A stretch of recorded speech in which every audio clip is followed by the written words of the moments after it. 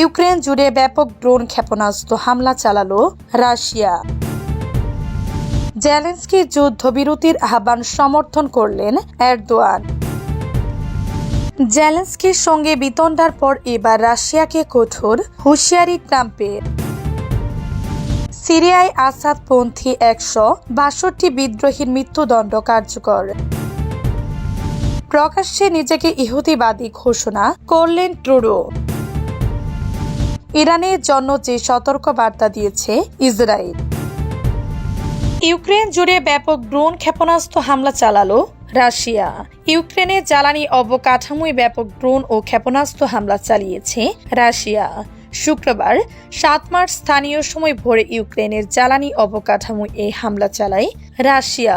ঝুঁকিপূর্ণ স্থাপনায় মস্কো ও কিয়েভের পাল্টাপাল্টি হামলা বন্ধে ইউক্রেন এবং এর ইউরোপীয় মিত্রদের প্রস্তাবের কয়েকদিনের মাথায় রাশিয়া এই হামলা চালায় নেয়। ইউক্রেনের বিমান বাহিনী বলেছে রাশিয়া অন্তত 70টি ক্ষেপণাস্ত্র এবং প্রায় 200টি ড্রোন হামলা চালিয়েছে। পূর্বের খার্কিভ থেকে পশ্চিমের টার্নোপিল পর্যন্ত জ্বালানি অবকাঠামোগুলো হামলায় ক্ষতিগ্রস্ত হয়েছে। ইউক্রেনের কর্মকর্তারা বলেছেন রাশিয়ার হামলায় 4 শিশুসহ অন্তত 18 জন আহত হয়েছেন। ইউক্রেনের বিমান বাহিনী বলেছে রাশিয়ার হামলা প্রতিহত করতে প্রথমবারের মতো ফ্রান্সের মিরাজ 2000 যুদ্ধ বিমান ব্যবহার করেছে তারা। মাসখানেক আগে ফ্রান্স থেকে কিয়েভের কাছে এই যুদ্ধ বিমান সরবরাহ করা হয়। ইউক্রেনের সঙ্গে তার অন্যতম প্রধান মিত্র যুক্তরাষ্ট্রের টানাপোড়েন সম্পর্ক চলার মধ্যে রাশিয়া এই ব্যাপক আক্রমণের ঘটনা ঘটালো। এদিকে বিমান হামলা বন্ধে রাশিয়াকে সামরিক যুদ্ধবিরতির প্রস্তাব দিয়েছেন ইউক্রেনের প্রেসিডেন্ট ভলোদিমির জেলেনস্কি।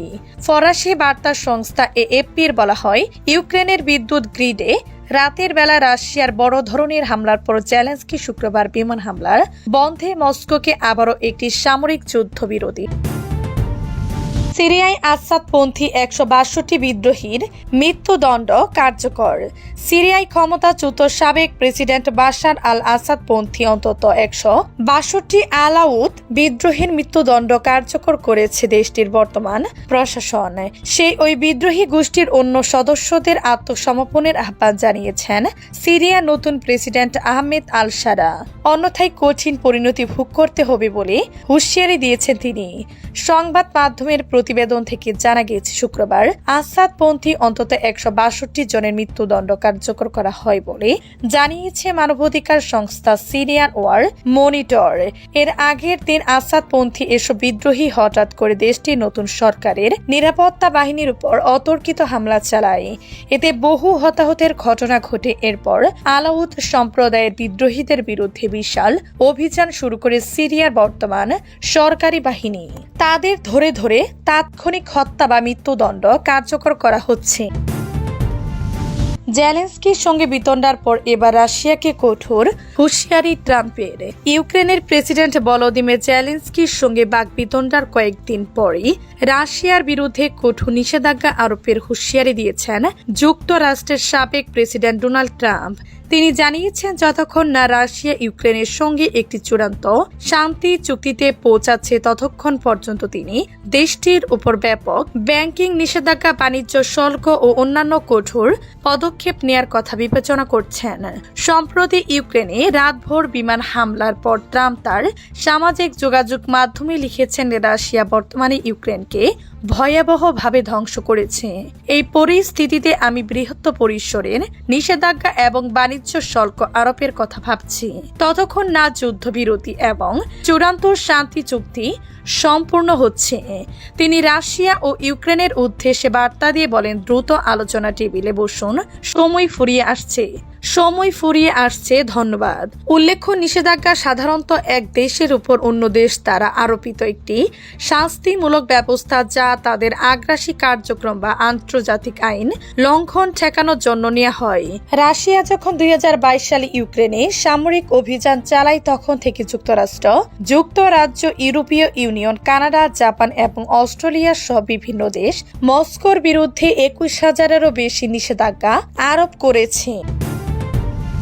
জেলেনস্কির যুদ্ধবিরতির আহ্বান সমর্থন করলেন এরদোয়ান। শুক্রবার তুরস্কের প্রেসিডেন্ট রিসেপ তাইফ এরদোয়ান ইউক্রেনের প্রেসিডেন্ট ভলোদিমির জেলেনস্কির আকাশ ও সমুদ্র যুদ্ধবিরতির আহ্বানের প্রতি তার সমর্থন ব্যক্ত করেছেন। ইইউ আয়োজিত একটি অনলাইন সভায় এরদোয়ান বলেছেন, আমরা যত তাড়াতাড়ি সম্ভব যুদ্ধবিরতি প্রতিষ্ঠা এবং পদক্ষেপগুলোর মধ্যে আস্থা তৈরির ব্যবস্থা হিসেবে আকাশ ও সমুদ্রে আক্রমণ বন্ধ করার ধারণাকে সমর্থন করি। এরদোয়ান বলেছেন, কৃষ্ণ সাগরে নৌ চলাচলে নিরাপত্তা নিশ্চিত করার জন্য আমাদের প্রচেষ্টা এই পদ্ধতির সাথে সামগ্রপূর্ণ। এমন একটি চুক্তিতে পৌঁছানোর জন্য আমাদের প্রচেষ্টা অব্যাহত থাকবে। রাতভর ইউক্রেনের বৈদ্যুতিক গ্রিডে ব্যাপক হামলা চালায় রাশিয়া। ইউক্রেনের প্রেসিডেন্ট আকাশে নীরবতা এবং সমুদ্রেও নীরবতা রাখার দাবি পূর্ণবক্ত করেন।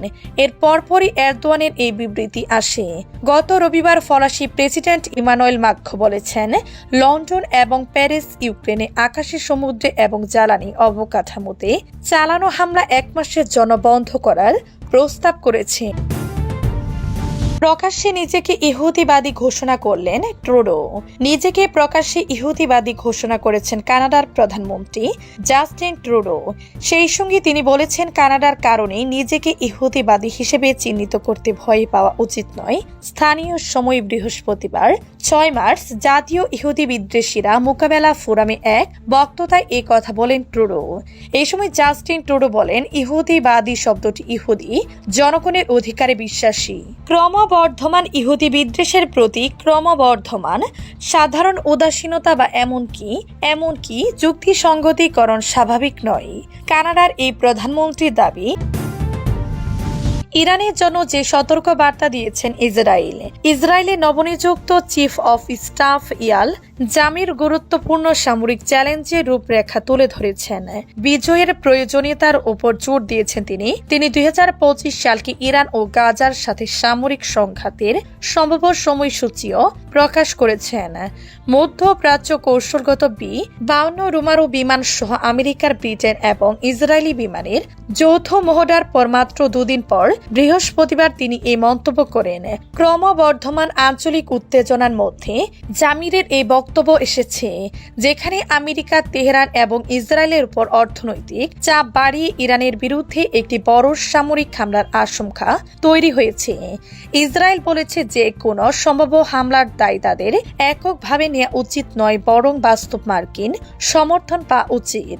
আমেরিকান গণমাধ্যমে প্রকাশিত একটি চিঠির মাধ্যমে এই আহ্বান আরও জোরদার করা হয়েছে, যেখানে 77 জন অবসরপ্রাপ্ত মার্কিন জেনারেল এবং অ্যাডমিরাল স্বাক্ষর করেছেন, যেখানে প্রেসিডেন্ট ডোনাল্ড ট্রাম্পকে ইরানের বিরুদ্ধে যে কোনো সম্ভাব্য ইরানি সামরিক পদক্ষেপকে সমর্থন করার আহ্বান জানানো হয়েছে।